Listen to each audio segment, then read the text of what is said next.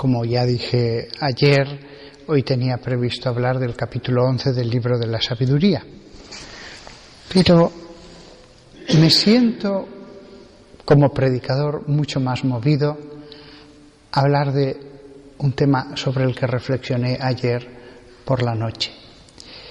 Es un tema que ya lo he tocado, yo creo que en un par de sermones, pero creo que este sermón profundiza más todavía en lo dicho anteriormente. El tema es la presencia simbólica de María en la misa. Yo creo que el Señor me ha iluminado en esto porque el buen convento seguro que reza mucho para que su capellán sea cada vez más mariano. Un convento tan mariano como este de concepcionistas franciscanas de la Inmaculada Concepción, indudablemente sus oraciones quizás ha hecho que el Señor me suscitara el encontrar a María en la misa. Todo comenzó, como ya dije en un momento dado, con una pregunta que se me ocurrió un día mientras celebraba el Santo Sacrificio. Me vino de golpe a la mente sin nada que lo preparara. La pregunta era: ¿dónde está simbolizada la Inmaculada Concepción en la misa? Me quedé sorprendido por esa idea que me vino a la mente. Y en ese momento me vino la respuesta al segundo. El sermón de hoy va a tratar de 17 momentos en la misa en que yo me acuerdo de la Virgen María. Hay otras cosas de las que no me acuerdo tanto, me vienen y se me olvidan, pero desde aquella pregunta, que estoy seguro que fue un ángel el que me la inspiró, desde aquella pregunta la presencia de María en la misa ha sido constante gracias a los símbolos que voy a explicar. Para empezar, lo mismo que la cruz que tenemos aquí sobre el altar representa a Jesucristo, tanto lo representa que, de hecho, lo que se pone sobre el altar es un crucifijo, es decir, con una imagen de Cristo. La cosa, el objeto que mejor, me parece a mí, representa a la Virgen María es el cáliz. El cáliz que va a contener a Cristo mismo. Entonces, la pregunta de ¿dónde está simbolizada la Inmaculada Concepción en la misa? En mi opinión, está en el cáliz cubierto todavía con el velo. Es una pequeña rúbrica que aparece en el misal romano, cosas que hay que preparar antes de la misa. Y una de ellas es el cáliz cubierto con un velo. ¿Por qué? Porque lo sagrado se cubre a los ojos de los simples mortales. Un vaso sagrado tan importante como ese está cubierto, se descubre en el momento en que va a ser utilizado en la liturgia. Pero mientras tanto está como algo verdaderamente sagrado cubierto. El cáliz, he dicho antes que simboliza a María. Pues bien, cubierto con el velo, simboliza a María todavía oculta a los hombres. Estaba presente en la mente de Dios. Estaba presente en su conocimiento, en su deseo, el deseo de que existiera, en su voluntad, va a existir. Y en la mente de Dios, María siempre estuvo presente. Eternamente existió Dios y eternamente Dios sabía que iba a existir. Entonces, para mí, el cáliz oculto bajo el velo simboliza eso. María todavía está oculta bajo la no existencia. Todavía no tiene ser. Cuando el sacerdote descubre el cáliz, es como si saliera al ser, saliera a la existencia. En ese momento, en la credencia, para mí está simbolizada la Inmaculada Concepción. Por primera vez aparece, por primera vez está ese vaso sagrado en el mundo. Después el sacerdote toma el cáliz y lo lleva al altar. Allí veo simbolizado María, que fue ofrecida en el templo, el altar como símbolo del templo, y se quedó sobre el altar. Después el sacerdote despliega el corporal. El corporal, con sus 9 divisiones, porque va doblado sobre el cáliz, para mí simbolizan las habitaciones de la casa de Nazaret. María del templo pasa a la casa de Nazaret. El templo ya era un lugar sagrado, pero más sagrado todavía que el templo era la casa de Nazaret. En la balanza, ¿qué era más sagrado? ¿El templo o la casa de Nazaret? Más la casa de Nazaret. Había más santidad allí, mucha más santidad. En el otro lugar estaban los ritos, el sacerdocio. Pero aunque no hubiera habido pecado, veremos 30 años después que el pecado que se había incubado ya florece plenamente. Aunque no hubiera pecado, había más santidad entre los 4 muros de Nazaret. Esos 4 muros para mí están simbolizados en el corporal. Después, el siguiente momento es que el sacerdote lleva el cáliz a la credencia donde están las vinajeras para poner el vino y el agua. En ese viaje veo simbolizado el viaje a Egipto y lleno con el vino el cáliz. María se llena de vino, que simboliza tanto la alegría como, símbolo de la sangre, los sufrimientos. Esto queda más simbolizado todavía por las gotas que se echan. Allí sí que claramente son los sufrimientos de María, las lágrimas de María. Tiene otro simbolismo, evidentemente, la sangre de Cristo mezclada con unas gotas saliendo del costado en la cruz. Por supuesto que ese es el sentido originario, el sentido principal.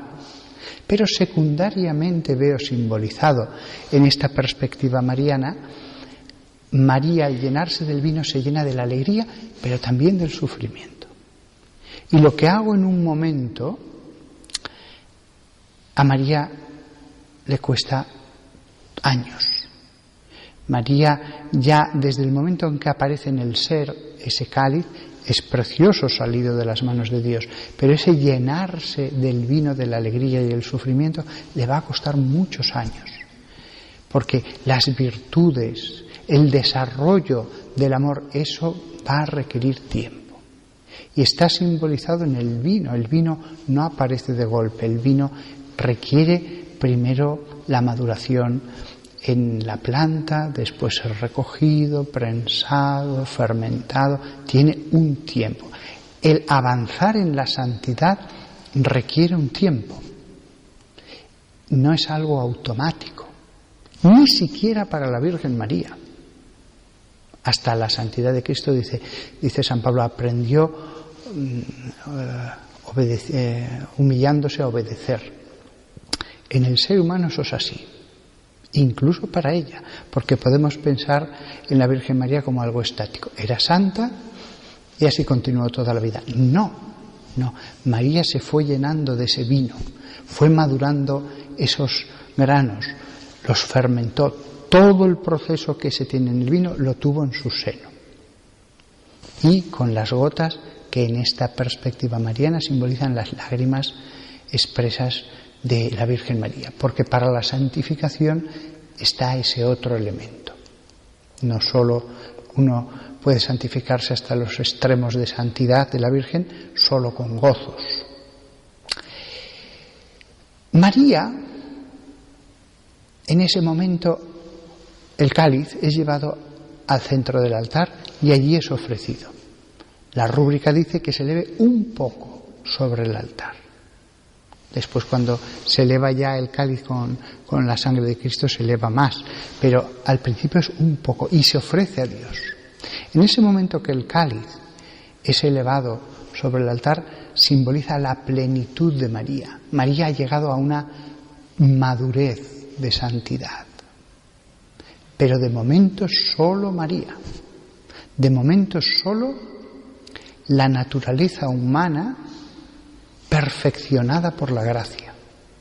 La naturaleza humana llena del vino de la santificación, pero solo vino.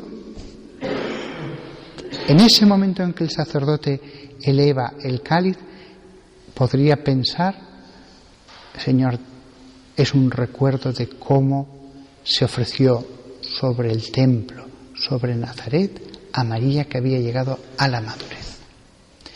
Y cuando María había llegado a esa madurez, estaba ya llena de ese vino, el sacerdote, después de decir una serie de oraciones, perdón, me he saltado una cosa. Una vez que ha ofrecido el cáliz con su contenido, lo deja sobre el corporal y le pone la palia encima. La palia que se usa para que no caiga polvo ni se acerque ningún insecto al cáliz, la palia simboliza el recogimiento. María siempre estaba recogida hacia su interior. La palia, al no caer el polvo dentro, es el polvo del mundo. Y los insectos son símbolo de los espíritus del aire, los espíritus tentadores. Podrán estar alrededor, pero si el cáliz está cerrado, no van a poder entrar. También esa palia que cubre el cáliz es símbolo del hortus clausus, del jardín clausurado, cerrado, de la fons sigillata, la fuente sobre la que se cubre, se cierra con una piedra y se sella. Va a estar así, cerrada a todo lo que no sea Dios, hasta que llega el momento de la epíclesis. En ese momento el sacerdote saca la palia y extiende las manos sobre el cáliz. En ese momento veo simbolizado al Espíritu Santo que vino sobre María. Vino sobre María para prepararla a recibir a Jesucristo, para santificarla todavía más, ya en orden a esa grandísima misión. María está siempre oculta bajo la palia, cerrada, cerrada al mundo, excepto cuando se abre a Dios, cuando se va a echar el vino de Dios, el de los gozos y sacrificios de Dios. Dios la llena, a Dios se abre. Después se cierra y se vuelve a abrir a Dios para recibir su bendición. A Dios sí que se abre. Y el sacerdote, cuando extiende las manos y dice la oración, y realmente el Espíritu Santo desciende sobre ese lugar.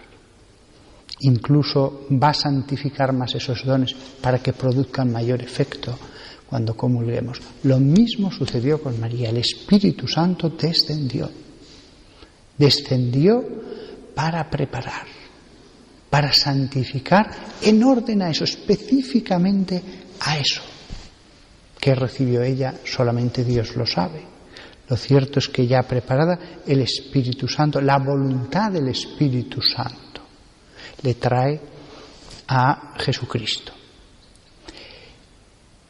El momento de la transustanciación en que aparece Jesús sobre el altar, ese momento me recuerda totalmente al nacimiento en Belén.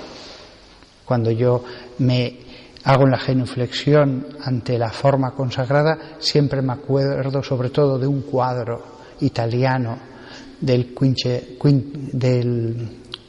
ahora no me sale en italiano, Quinquecento, en que está Gaspar besando la punta del dedo gordo del niño. Ese momento recuerda el nacimiento en Belén. Porque siempre me acuerdo además de unas palabras que me dijo una señora en mi segunda parroquia. Nunca se me han olvidado. Dichoso el sacerdote en cuyas manos se encarna el Hijo de Dios, lo mismo que en el seno de María.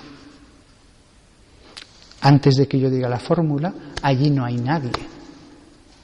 Después que digo la fórmula, allí hay alguien. Todo recuerda al momento de la encarnación y cuando hago la genuflexión a Belén. El momento de la transustanciación del vino todavía recuerda más este aspecto mariano.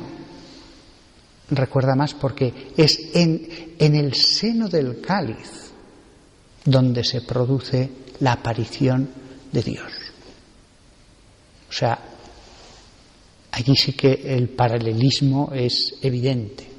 El cáliz es como un seno, también como una flor sobre la que va a descender tanto el Espíritu Santo como la segunda persona. Entonces, ese momento sí que recuerda perfectamente la encarnación. Y después van a continuar oraciones, plegarias, súplicas a Dios, alabanzas, hasta que, transcurrido todo el canon, llega el momento en que el sacerdote eleva el cáliz con la sangre de Cristo dentro. Ese momento simboliza la crucifixión, las 3 horas en la cruz. ¿Por qué? Porque dice el Evangelio, Jesús hablaba del momento en que iba a ser elevado, y dice el evangelista, refiriéndose con ello a que iba a morir en la cruz. Para ellos había allí una expresión, ser elevado, que en arameo o en hebreo o como fuera, o en griego, no hay más posibilidades, se refería a la crucifixión, salvo que otras palabras se refirieran a elevar a otra cosa, elevar otro objeto, pero uno ser elevado simbolizaba eso. El sacerdote, cuando eleva la sangre de Cristo, ese momento es la crucifixión, sin ninguna duda. Por eso dice, no puede estar más simbolizado el ofrecimiento al Padre del Hijo a través del sacerdote. Y además lo dice Santo Tomás de Aquino, que simboliza la división entre el pan y el vino, entre el cuerpo y la sangre. La separación del cuerpo y la sangre simboliza la muerte, porque cuando a un ser vivo le separas el cuerpo, la sangre del cuerpo, muere. Entonces el sacerdote, alzando las 2 especies, aquello simboliza la pasión. Y fijaos qué cosa tan interesante. El sacerdote eleva la sangre de Cristo en María. Aquí veo yo el aspecto de la corredención. La Iglesia nunca ha definido que María sea corredentora, pero no se ha opuesto a que se predique sobre ello. Es decir, María fue corredentora en toda la pasión y al lado de la cruz. Nadie como ella comulgó en los sufrimientos de Cristo, nadie como ella sufrió al ver a su Hijo.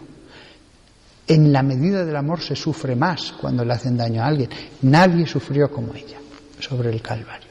Es cierto que la redención la hace el Hijo, que con el Hijo bastaba. Es cierto, con el Hijo bastaba. Pero allí hay más gente sufriendo. Pero María sufre de un modo cualitativamente superior al de Juan, al de las 3 Marías, etc., las otras 2 Marías, etc. Nadie sufrió como ella lo hizo. Es cierto que Jesús bastaba para la corredención. Es cierto que el sufrimiento de Jesús pagaba todo. Pero María estuvo allí sufriendo como nadie. Quizás le dolió todo tanto como el Hijo. Probablemente sufrió más el Hijo porque él podía sufrir más y sobre él incidieron más incluso las tentaciones demoníacas, etc. Pero el vaso se colmó de sufrimiento en María. Y en ese sentido, cuando se produce la doxología del por Cristo con él y en él, en ese sentido ofrecemos a Jesús en María. Y van las dos cosas totalmente unidas porque así lo ha querido Dios. No podemos tomar la sangre directamente en nuestras manos, la tenemos que tomar a través de María. Es por María como vamos a Jesucristo. Es a través de María como se produce también la redención. Y en el momento de la elevación del sufrimiento de Cristo y ofrecimiento, se ofrece igualmente ese cáliz que contiene la sangre. Lo cual verdaderamente es una exaltación de ella. Después de ese momento van a continuar oraciones hasta que llega la conmixtio. Está ordenado en los ritos de la comunión que el sacerdote parta una pequeña partícula y la eche dentro del cáliz. Ese momento simboliza la resurrección. Porque si la separación simbolizaba la muerte, la unión del alma y de la sangre, recordad lo que tantas veces dice la Biblia, en la sangre está la vida. ¿Cuántas veces se habla en la Biblia de la sangre como vida? Y es verdad, era una percepción que veían aquellos pueblos. Pues, de nuevo, el cuerpo, la vida va al cuerpo. Las dos especies se unen. Durante mucho tiempo le he dado vueltas. ¿Por qué se produce eso en el cáliz? ¿Por qué en el cáliz? ¿Qué nos estás queriendo decir? Porque Él resucitó en el Santo Sepulcro. ¿Por qué se produce en el cáliz? Primero resucitó en el Santo Sepulcro y después fue a ver a María. No sale en los Evangelios, pero una antiquísima tradición dice que fue a ver a María, la primera de todas. Pues he llegado a la conclusión de que físicamente la resurrección se produjo en el sepulcro, pero espiritualmente la resurrección se produce en María. María, al aparecer Jesús ante ella, experimenta el gozo de la resurrección. Si nadie como ella había sufrido en el Calvario, nadie como ella experimentó el gozo de la resurrección. Y ella tuvo en su seno esa alegría. Después la misa continúa y cuando el sacerdote ya purifica, María da la sangre de Cristo a la Iglesia cuando comulgamos. Cuando el sacerdote va a la credencia y purifica el cáliz, siempre he visto en eso el símbolo de las lágrimas de la Virgen María. Se purifica 2 veces con agua. La primera, siempre pienso, las lágrimas de María por su Hijo. Las segundas, las lágrimas de María por ti. También me acuerdo en ese momento de la película Ben-Hur, cuando la madre y la hermana leprosa de Ben-Hur no llegan a tiempo a ver a Jesús para que las cure y se guarecen en una cueva y empieza a llover. Y entonces el agua cae desde el Calvario por un reguero y una de ellas se pone a beber y queda curada por el agua por la sangre diluida en el agua. Pues sí, eso es una novela, pero perfectamente podría haber pasado algo así. Lo mismo sucede en la purificación. Esa agua es curativa, puede producir cualquier milagro. Las lágrimas de María simbolizadas en ese momento. Y después el cáliz es llevado de nuevo a la credencia, la ascensión, siendo el velo símbolo de las nubes que hoy día cubren la presencia corporal de María en algún lugar. Son 17 momentos que otra cosa no, pero la presencia de María constante en la misa, esa sí que la tengo presente. Hoy he querido participaros de ello por si a alguno les sirve.